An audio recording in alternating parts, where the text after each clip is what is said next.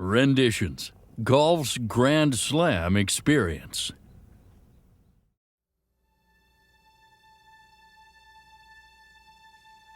Renditions was set up with a theme of replicating major championship golf holes.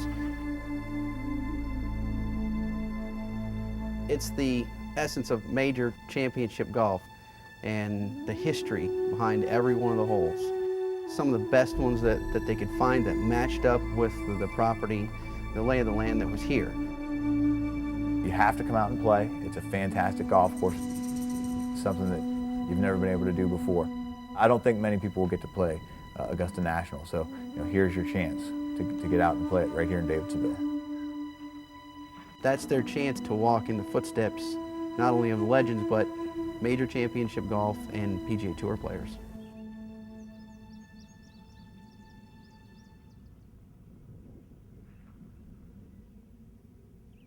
Hole number 1 here at Renditions Golf Course is a short par 4. It's actually a great starting hole, gives you a little bit of time to warm up. Premium is on the second shot. That hole is actually famous for when Justin Leonard sank a 40-foot putt to help the United States win the 1999 Ryder Cup. And that's one of the reasons why it's here as a replica hole that we chose. Renditions' second hole is a replica of the par 3 12th at Inverness, where Bobby Jones, Gene Sarazen, and Jack Nicklaus all played their first U.S. Open. The third takes the shape of the par 4 17th at Southern Hills, a classic major-tested Midwestern design. While steps away, the landscape changes dramatically. You play 1, 2, and 3, and then you come around the corner for 4, and all of a sudden you feel as though you're transplanted to Scotland or England, and you get this link-style course. Also on that hole is their first blind shot. You really can't see the fairway on that hole, and we have an aim pole. You can actually see the pin and the green, but you can't really see the fairway. So most people will typically take it at what they would consider their target.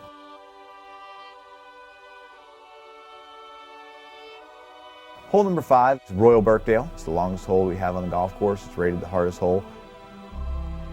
What's really neat about this hole being right next to hole number 4 is you get the whole links look. So from 4, you see nothing but open field through 5, and from 5 to you see nothing but open field and pot bunkers through 4. People come from all over to play this golf course. They come here for the experience of being able to play those replica holes. So you have to make sure that things are right across the board to match up with that.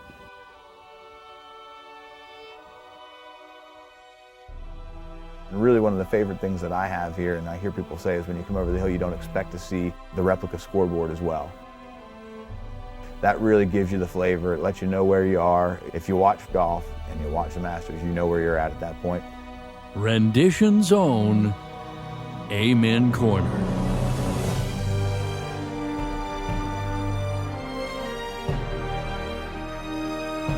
Number 7, many people have called this the hardest par 3 in golf. The 2 famous bridges that you see at Augusta, the color. The real trouble with this hole is that the green is very shallow. Fantastic second hole to the Augusta Amen Corner badge. Hole number 8 is a dogleg left. This is a hole where it's feast or famine. You have the ability to go for it in 2 for the longer hitters, but you do have undulation. The fairway slopes hard from right to left. A replica of Rays Creek fronts the 8th green. That hazard has turned the tide of many Masters tournaments and many rounds at Renditions alike. Rounding out the front 9 is a replica hole from a great American course and host of the 2008 PGA Championship, Oakland Hills, a course that Ben Hogan once referred to as the Monster. Here, the par 4 16th is recreated.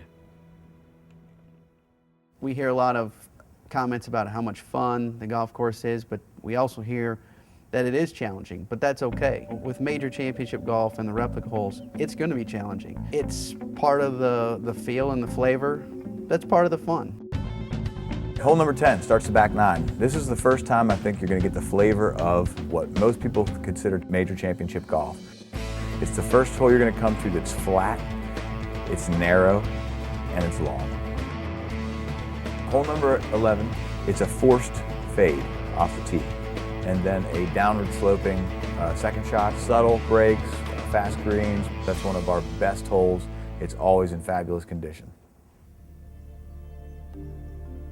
I've been told by some people who've played Carnoustie, it's their hole number 6, it's our hole number 12, that it is almost eerie standing on the tee box, especially if you play it really early in the morning, a little dew, or in the evening when you get a little fog.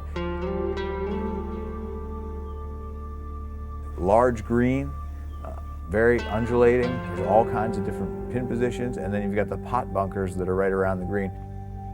When you leave 12, you look to your right and all you see is a huge pond with the famous TPC Sawgrass, hole number 17, the one that eats so many golf balls. The island hole from TPC Sawgrass, every year they play that tournament, and you can play the same hole they played and remember from when they played the week before, well, this guy made a 5, I made a 3. You get a chance to enjoy that challenge and that excitement of doing something that the professionals do. While there is trouble lurking at the 13th, the par 4 14th is no pushover either. It's a small hourglass fairway. If you don't hit it far enough, you've got a downhill lie to a very similar type island green with the water all around it. If you hit it too far, you can go in the water. So this is a really difficult hole. You really need to play it out to the right-hand side. I believe personally that this is the most difficult stretch of 3 holes in a row on the golf course. That stretch concludes at the par 4 15th, paying homage to the course that's hosted more U.S. Opens than any other. Oakmont, famous church pews on the left, pretty wide fairway and not a whole lot of bunkering on the right. But the second shot is straight uphill. You lose sight of part of the green due to the way that the contour of the fairway runs. And the green, it's got a huge turtle back, false front. This is a very difficult golf hole to par, but lots of fun. Again, really gives you the flavor of what you might see at Oakmont. A run of famous U.S. Open venues continues at Renditions par 5 16th, fittingly a replica of the 16th hole at Shinnecock Hills. This picturesque par 5 leads nicely into one of Renditions' most talked about holes, the replica of the par 3 7th at famed Winged Foot. Now the challenge lies in the elevated and severely crowned green that begs for creativity off the tee. The course finishes fantastic, par 4, water the whole way down the right-hand side. This hole is what I would consider one of the better finishing holes because you've got a nice panoramic view of the clubhouse. This hole creates a really nice finishing touch for the course. It lets you off the hook a little bit too after hole number 17, gives you an opportunity to maybe make back a stroke. The core product is the golf course. That's got to be in the proper shape, but it's still about the service, the consistency, the energy, the fun, the themes. Renditions is a golf course that is perfect for an outing because of the theme that we have here. You walk into the pro shop, magnificent pictures, some really great history. It's almost like a little museum.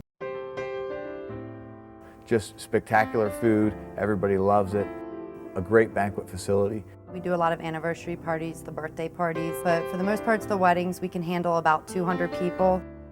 The best part about Renditions, it's the photo opportunities, being able to go out on the golf course after the ceremony. They go to Amen Corner. But then they can come inside and have the climate-controlled reception in an exclusive setting, any way that they want to set it up. We have an exceptional staff. We have a permanent event staff. The service, the excitement, the fun, the game of golf kind of wrapped together. It's just a lot of fun to play.